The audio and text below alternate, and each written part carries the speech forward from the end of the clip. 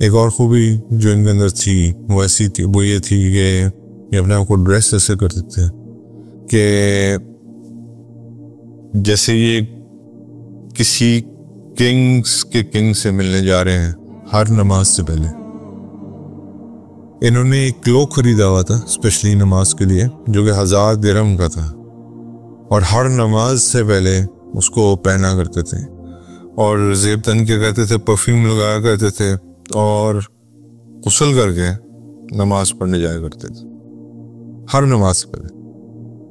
تو اور ظاہری بات اللہ کی شان بھی یہی ہے، ہم تو مسجدوں میں اللہ معاف کرے جن حالت میں ہوتے ہیں اٹھ کے چلے جاتے ہیں، لیکن حضرت تمیم داری اس چیز کا خاص خیال رکھتے تھے، اخلاص بہت زیادہ تھا۔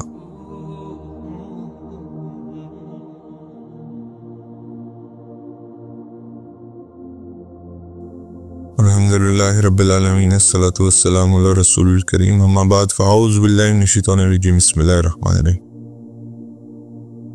حضور صلی اللہ علیہ وسلم کے ایک اور بڑے صحابی حضرت تمیم ابن اوس الداری رضی اللہ تعالیٰ عنہ، حضرت تمیم الداری رضی اللہ تعالیٰ عنہ کو ہم صرف ایک حدیث کی نسبت سے جانتے ہیں، اور he is the only man who has ever met دجال in personal physical form۔ جب بھی حضرت تمیم الداری کا ذکر آتا ہے تو ہمارے دماغ میں وہی واقعہ آتا ہے، لیکن ان کے بارے میں، ان کی کیا اسلام کے بارے میں خدمات ہیں، اور کیسے یہ مسلمان ہوئے اور کیسے یہ اسلام لائے، یہ ایک بڑی انٹرسٹنگ سٹوری ہے۔ He was a very great scholar of Christianity کے اسکالر تھے، اور بیسیکلی کرسچن مونک تھے۔ مونک آپ کہہ لو کہ جیسے ہمارے مفتی ہوتے ہیں، ربائے جو ہیں وہ جوس کے ہوتے ہیں، مونکس جو ہیں وہ کرسچنس کے ہوتے ہیں۔ ایک ہوتا ہے پریسٹ ان کا عالم ہوتا ہے، مونک جو ہے وہ سے ایک درجہ اوپر ہے۔ یہ بیسیکلی اوریجنلی یمن سے بلانگ کرتے تھے، اور قحطان ٹرائب سے ان کا تعلق تھا، اور اللہ کے نبی نے صلی اللہ علیہ وسلم نے قیامت کے بالکل قریب ایک قحطانی ٹرائب کے بندے کے بارے میں کہا ہے کہ وہ آ کے جب پتھر مارے گا تو خانہ کعبہ جو ہے وہ اس کو شہید کر دے گا، تو وہ قحطانی ٹرائب سے ہوگا۔ تو یہ یمن کی کوئی ٹرائب ہے۔ ہوا یہ کہ اس ایریا میں فلڈ آیا اور ان کو ایویکویٹ کرنا پڑا یمن کو، اور یہ لوگ they ended up in a place known as today Palestine۔ فلسطین میں جا کے انہوں نے آباد ہوئے، اور وہاں پہ بھی کہاں آباد ہوئے؟ جیروسلم میں، اور جیروسلم میں اسپیسیفک ایریا بیت اللحم ہے۔ بیت اللحم کون سی جگہ ہے؟ جہاں حضرت عیسیٰ علیہ السلام پیدا ہوئے تھے۔ تو حضرت تمیم الداری جو ہیں وہاں آباد ہوئے۔ اس کے بعد جی وہاں پہ ہی انہوں نے کرسچینٹی کی تعلیم حاصل کی، کیونکہ اس کو جیروسلم کرسچنز کا ہب تھا۔ پریسٹ بنے، اور پھر اس کے بعد تھوڑے عرصے بعد مونک بن گئے۔ ان کے ساتھ کچھ لوگ تھے جو اس فلڈ کی وجہ سے وہاں سے ریلوکیٹ ہوئے تھے، کہیں مشرک ہی رہے، کہیں جوز بن گئے، کہیں کرسچنز بن گئے۔ حضرت تمیم الداری جو ہیں وہ بیسیکلی کرسچینٹی سے سب سے زیادہ امپریس تھے، اس لیے وہ کرسچینٹی اختیار کی انہوں نے، اور پریسٹ بنے، اور پھر اس کے بعد مونک بنے، اور پھر اس کے بعد انہوں نے پڑھانا شروع کر دیا، یعنی کہ ایک استاد بھی بن گئے اور ایک عالم، بڑے عالم بن گئے۔ ان کی کلودنگ جو ہوتی تھی وہ پوری بلیک ہوتی تھی، پورا کا پورا جو ہے نا بلیک، ایک لمبا سا کلوک پہنتے تھے، اور سر پہ ایک ٹربن رکھا کرتے تھے، اور ایک کراس ان کے یہاں پہ ہینگ کر ہوتا تھا، جیسے آج کرسچنس کے آپ دیکھتے ہی ہو۔ اس کے بعد جی ان کا جو بیسیکلی حضور صلی اللہ علیہ وسلم اس وقت تک مبعوث ہو چکے ہوئے تھے، حضور صلی اللہ علیہ وسلم نے اعلان نبوت بھی کر دیا ہوا تھا، لیکن ان کو نہیں پتا تھا، کیونکہ اس وقت کمیونیکیشن کے ذرائع بہت فاسٹ تھے، تو ان کو دور ہونے کی وجہ سے اس چیز کا علم نہیں تھا۔ ان کی جو ایریا آف انٹرسٹ تھا وہ تھا تورات اور انجیل کی جو اوریجنل ٹیچنگ ہیں، ان کے اوپر یہ ہر وقت اپنی ریسرچ کو بیس کرتے تھے۔ اس کے بعد ان کے ساتھ ایک بڑا جو مسلمان ہونے کا جو ان کا راستہ ہے وہ بڑا عجیب ہے، اور اللہ تعالیٰ کئی لوگوں کو کیسے مسلمان کرتے ہیں یہ جس کے نصیب میں ہدایت ہے، لیکن جو بھی انسان حق کی تلاش میں رہتا ہے اس کو اللہ تعالیٰ ضرور لائٹ دکھاتے ہیں۔ تو انہوں نے اسی حق کی تلاش میں ایک جرنی کا فیصلہ کیا، اور رات ہو گئی، اور رات میں اس جگہ پہ اندھیرا چھا گیا۔ تو انہوں نے کہا کہ اس وقت اب میں رات کو ٹریول نہیں کر سکتا، تو وہ وہاں پہ ہی انہوں نے فیصلہ کیا کہ میں رات ادھر ہی گزاروں گا۔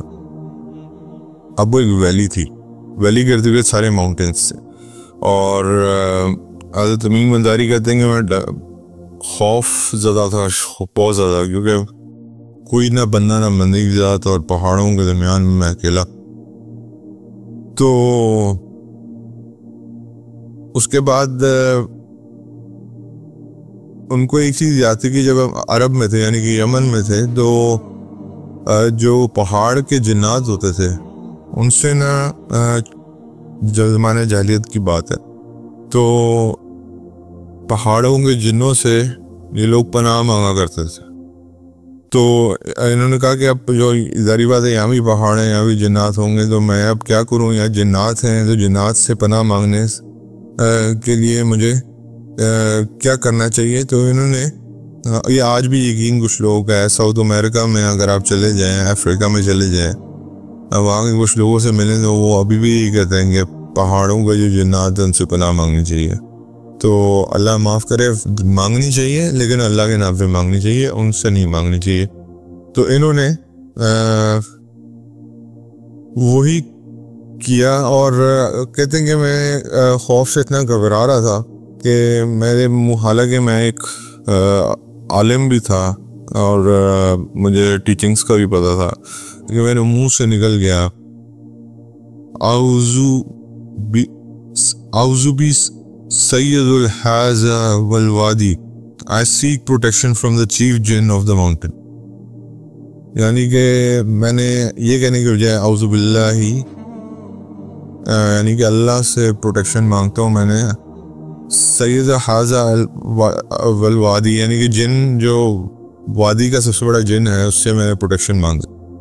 اور جب میں لیٹا تو مجھے ایک آواز آئی، اور وہ آواز جو تھی وہ جن کی تھی، اور اس نے آگے سے یہ کہا کہ او مین، اے بندے،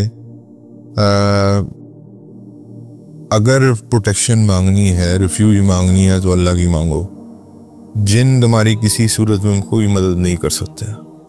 اور ہی واز شاکڈ obviously کہ آگے سے مجھے جواب آیا اس بات کا۔ تو اسی جن نے آواز میں یہ کہا کہ ایک میسنجر ہے جو کہ اس ایریا میں آئے ہیں جہاں زیادہ تر لوگ انلٹرڈ ہیں یعنی کہ امی ہیں، who has come out، اور آپ جو ہیں جا کے with a completion of a book، جو کہ ٹیسٹ جو آپ کے پرانے ٹیسٹیمنٹس ہیں لائک تورات ہے، انجیل ہے، سب کی وہ کرتی ہے، اس کو فائنل سٹیمپ کرتی ہے۔ تو یہ فائنل ٹیسٹیمنٹ ہے، اور ہم نے حضور ان میسنجر یعنی کہ ان رسول کے ہاتھ پہ بیعت کی ہے، تو ہم خود مسلمان ہیں، یعنی کہ وہ جنات جو تھے اس وادی کے وہ مسلمان ہوں گے۔ یہ غالباً حضور صلی اللہ علیہ وسلم سے جنات کی جماعت ملی تھی، اور جو مسلمان ہوئی تھی غالباً وہی یہ وادی نخلا ہوگی، یا یہ واللہ عالم کون سی جگہ ہوگی، اللہ کی ذات بہتر جانتی۔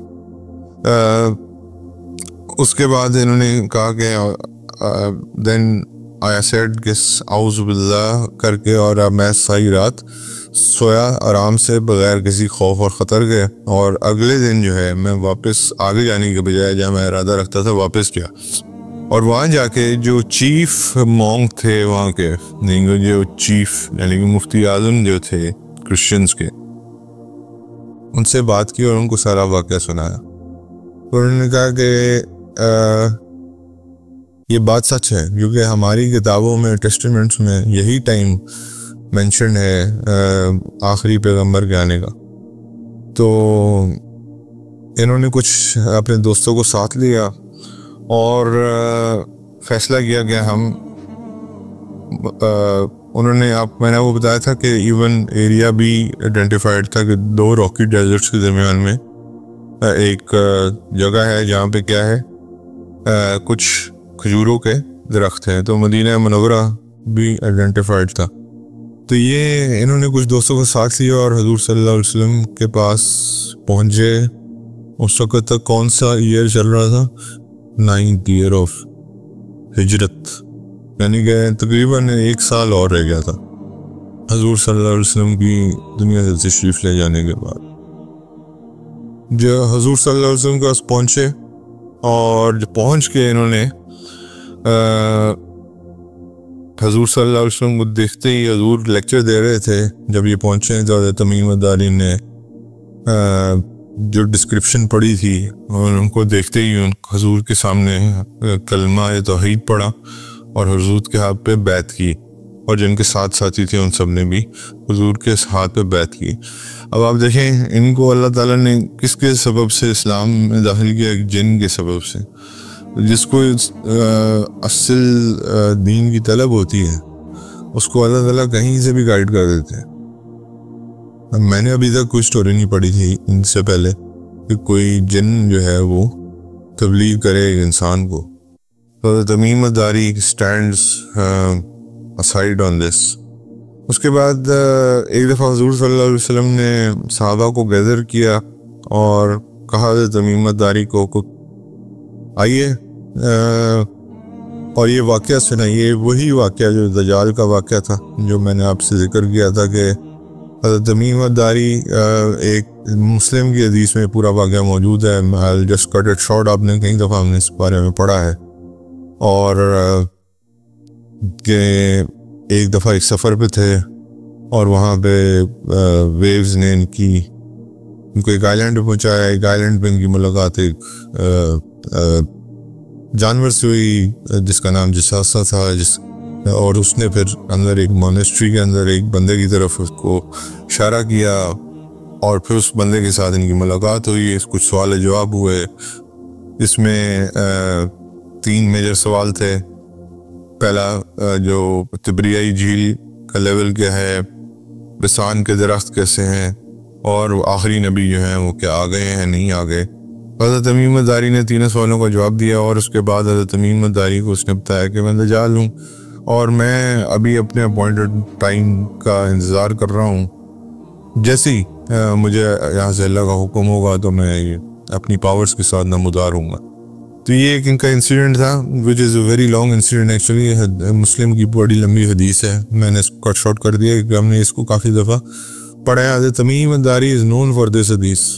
ابھی میں نے آپ کو شروع میں یہ کہا تھا کہ ان کا انٹروڈکشن جو میرے اور آپ پاس تھا وہ یہی تھا، لیکن اصل میں دیکھیں کہ ان کی کیا خدمات ہیں دین کی خاطر. اس کے بعد جی جب حضرت تمیم نے اپنی سٹوری مکمل کی تو اللہ کے نبی نے کہا اللہ اکبر، کیا میں نے یہی باتیں آپ کو ایگزیکٹلی ورڈ ٹو ورڈ نہیں بتائی تھی؟ تو صحابہ کرام نے کہا ایگزیکٹلی ورڈ ٹو ورڈ یہی بتائیے. اب یہ وہ totally 2 different people narrating a same story. اس کا مطلب ہے یہ کہ حضور صلی اللہ علیہ وسلم کے اوپر اللہ تعالیٰ نے، اور حضور کو پتا تھا کہ دجال جو ہے وہ دنیا میں ہی موجود ہے لیکن قید ہے، اللہ کی ذات بہتر جانتی ہے. صحابہ کو کوئی کنفرمیشن نہیں چاہیے تھی کیونکہ اس کی وجہ یہ ہے کہ حضور کو صادق اور امین نہیں سمجھتے تھے، لیکن پھر بھی ایک وہ آپ کہہ لیں کہ صحابہ کو دوبارہ ایک سٹوری نریٹ کرنے کا مقصد صرف یہی تھا کہ کسی ایک ایسے بندے سے بھی سن لیں جس نے فزیکل ملاقات کی.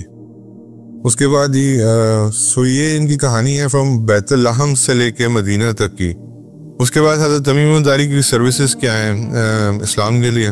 سب سے بڑی سروس ان کی یہ ہے کہ جو لالٹین ہے مسجد نبوی میں یہ انہوں نے انٹروڈیوس کرائی تھی. پہلے زمانوں میں صرف خالی وہ چھوٹی سی کینڈلز یا تھوڑی بہت آگ جلا کے روشنی پیدا کی جاتی تھی. تو لالٹین جو ہے مسجد نبوی میں فلسطین میں یہ استعمال کیا کرتے تھے مسجد اقصیٰ میں، تو پھر انہوں نے مسجد نبوی میں صلی اللہ علیہ وسلم یہ استعمال کی. اس کے بعد ایک اور حضور صلی اللہ علیہ وسلم کے ساتھ ان کا، میں نے وہ بتایا ہر صحابی کی کوئی نہ کوئی چیز دنیا میں ایسی جو آپ کو ہر صحابی کی یاد دلائے گی. حضرت تمیم الداری دو روایات آتی ہیں کہ he was one of the people یا ہی واز ٹوٹل آئیڈیا ان کا تھا. البتہ ان کا جو بھی تھا ٹوٹل آئیڈیا ہو یا one of the people who give this idea was کہ حضور صلی اللہ علیہ وسلم درخت کے اوپر ٹیک لگا کے اپنا خطبہ ارشاد فرمایا کرتے تھے. حضرت تمیم الداری رضی اللہ تعالیٰ عنہ نے یہ مشورہ دیا کہ آپ ممبر پہ کیوں نہیں بیٹھتے. ممبر ہاں وہ بتا 3 سٹیئرز ہوتی ہیں. ایک سٹیئر جو ہے وہ آپ بیسیکلی جو امام ہیں وہ درمیانی سٹیئر میں بیٹھتے ہیں, پیچھے والی سٹیئر جو ہے وہ ریسٹ کے لیے ہوتی ہے اور نیچے والی سٹیئر جو ہے وہ پاؤں رکھنے کے لیے ہوتی ہے. تو حضرت تمیم الداری بائی پروفیشن کارپینٹر بھی تھے, تو انہوں نے کہا کہ آپ مجھے اجازت دیں تو میں یہ ممبر بناتا ہوں. تو ممبر بنانے کی اجازت مل گئی اور پھر نبی کریم صلی اللہ علیہ وسلم نے ممبر پہ بیٹھ کے یہ دینا شروع کیا خطبہ. تو ممبر جو ہے آج جب بھی آپ ممبر کو دیکھیں گے تو اس میں حضرت تمیم الداری کی جھلک آپ کو نظر آنی چاہیے, کیونکہ یہ آئیڈیا بیسیکلی ان کا کنسیو کیا ہوا تھا. اور پھر وہ درخت آپ کو پتہ ہی ہے وہ دھاڑے مار مار کے روتا رہا. آج بھی وہ ہے ستوانے مجھے اب نام جیسے نہیں کر رہا ہے, وہ ستون ابھی بھی موجود ہے. تو حضور صلی اللہ علیہ وسلم جا کے اس پہ ہاتھ پھیرا پیار سے اور پھر اس نے رونا بند کیا. تو اللہ کے نبی نے یہ فرمایا کہ اگر میں اس کے اوپر ہاتھ نہ پھیرتا تو قیامت تک ایسے ہی روتا رہتا. صحابہ نے پراپرلی رونے کی آواز سنی بچوں کی طرح, اور کافی دیر تک وہ ہونکے لیتا رہا اس کے بعد, جیسے بچہ لیتا ہے رونے کے بعد. اس کے بعد جی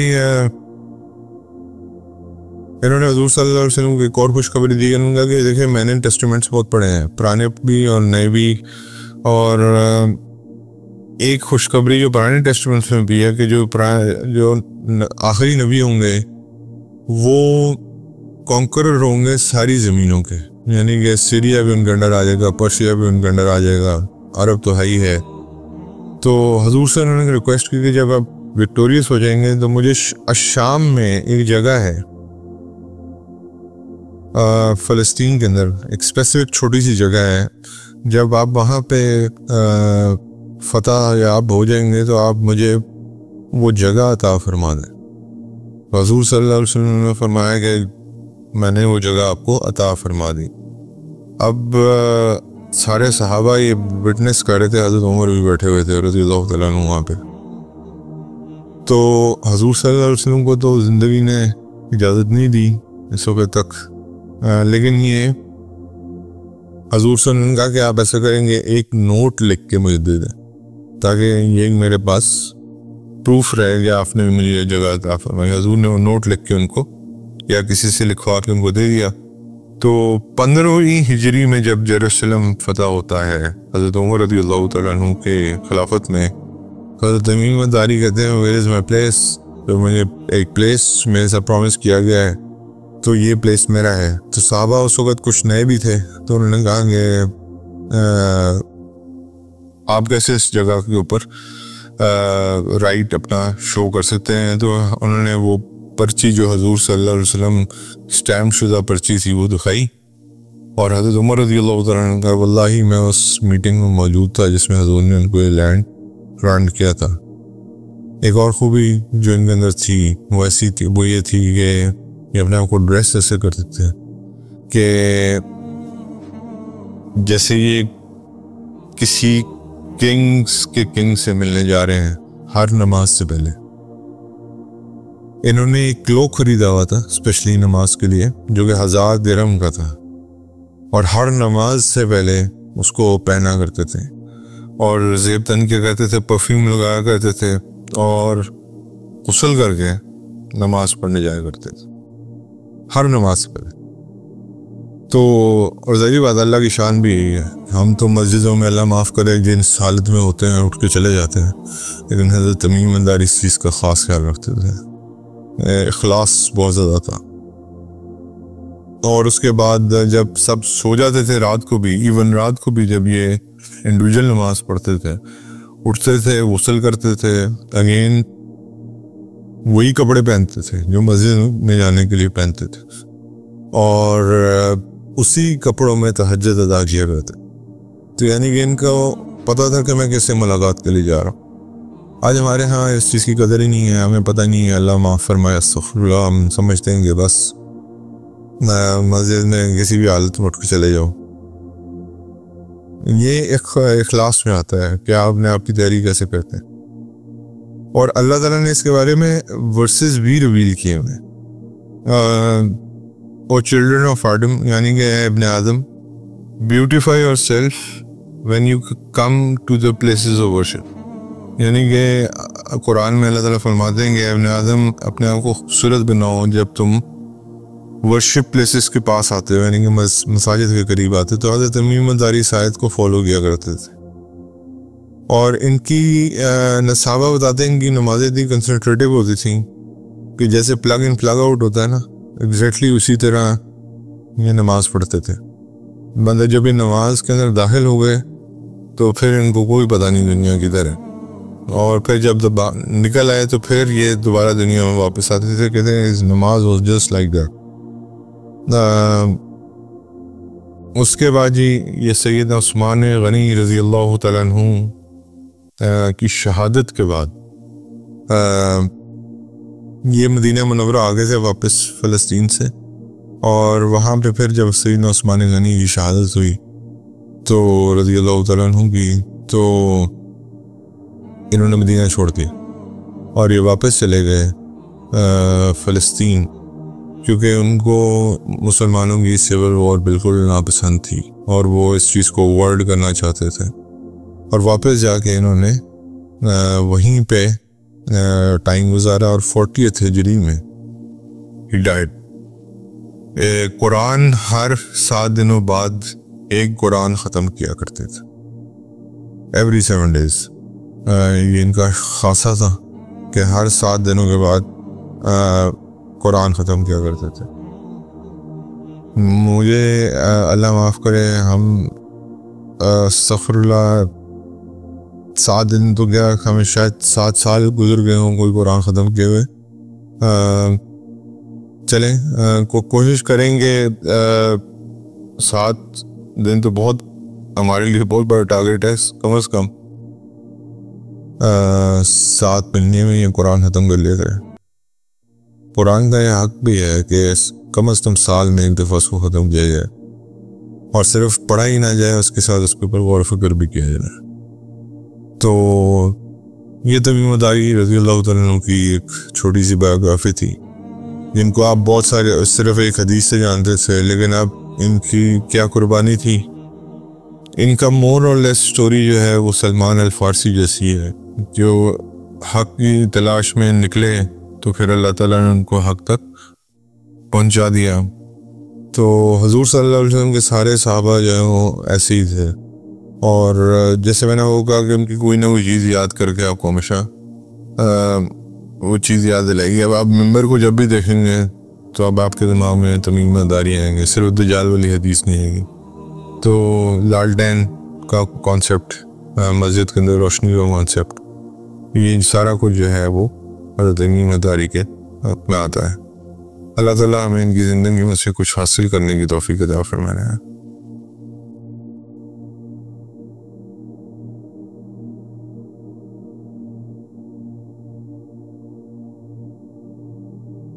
ابن مسعود رضی اللہ تعالیٰ عنہ سے مروی ہے کہ اللہ کے نبی صلی اللہ علیہ وسلم نے فرمایا کہ قیامت سے پہلے سود, زنا, شراب عام ہو جائے گی, جو کہ ہو گئی ہے.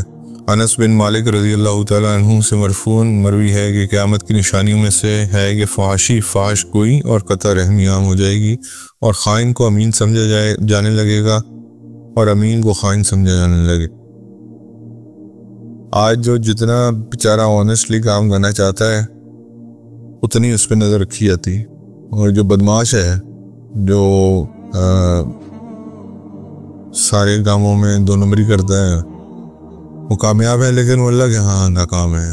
اس لیے ہمیں اس چیز سے بالکل ڈسکریج نہیں ہونا چاہیے. ابو امیہ جہمی رضی اللہ تعالیٰ عنہ سے مروی ہے کہ اللہ کے رسول صلی اللہ علیہ وسلم نے فرمایا قیامت کی نشانیوں میں سے ہے کہ علم نااہل لوگوں کے پاس تلاش کیا جائے گا.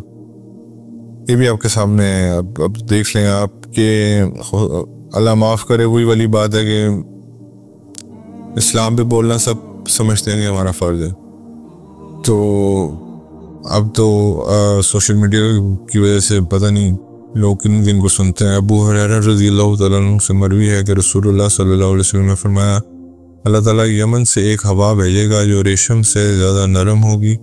جس شخص کے دل میں رائی کے دانے کے برابر بھی ایمان ہوگا اس کی روح قبض کر لی جائے گی. یعنی قیامت کا منظر مسلمان نہیں دیکھے گا. مطلب رائی بھر برابر بھی اگر وہ ہوگا تو وہ فوت ہو جائے گا اس سے پہلے. آپ بھی دیکھ لو یمن رشیا شام یمن شام اور یہ ان علاقوں کی خصوصی وہ ہے, اور انہی علاقوں میں آج کل پرابلم ہے. تو یہ ان علاقوں کو خصوصی وقت حاصل ہے اینڈ آف ٹائمز کے اندر. عبداللہ بن مسعود رضی اللہ تعالیٰ عنہما سے مرفوعاً مروی ہے کہ قیامت قریب آ گئی, لوگ دنیا کی حرص میں زیادہ ہوں گے اور اللہ تعالیٰ سے دور ہوں گے. عقبہ بن عامر رضی اللہ تعالیٰ عنہ سے مرفوعاً مروی ہے کہ بیٹیوں کو مجبور نہ کیا کرو کیونکہ یہ بہت زیادہ غمخواری کرنے والی ہیں اور اہمیت کے حامل ہوتی.